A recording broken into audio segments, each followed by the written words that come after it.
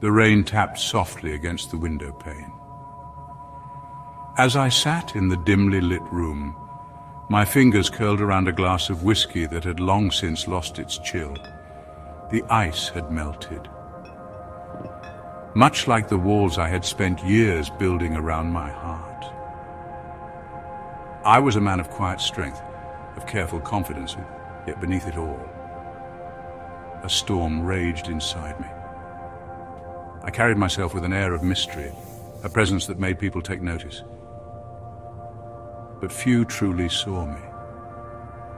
Fewer still understood the weight I bore. I was a place of comfort for others, a steady hand when they trembled, a safe harbor in the darkest of nights.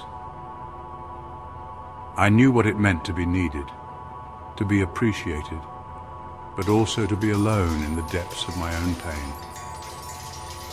I'd loved before. With all my soul, I had given myself over to love,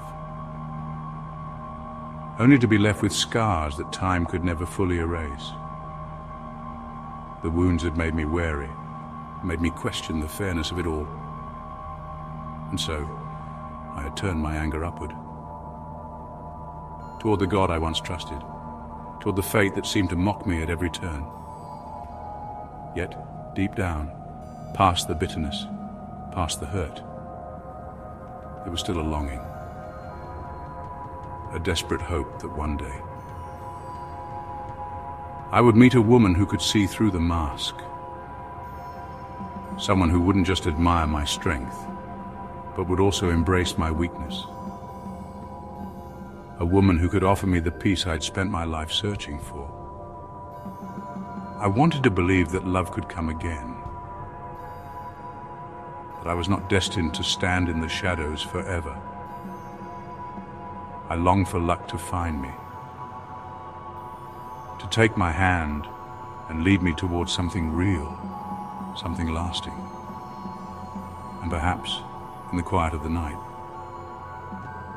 when the world was still and the ache in my chest was too much to bear, I could find my way back to God, because despite it all, despite the pain, despite the anger, I knew I was still loved.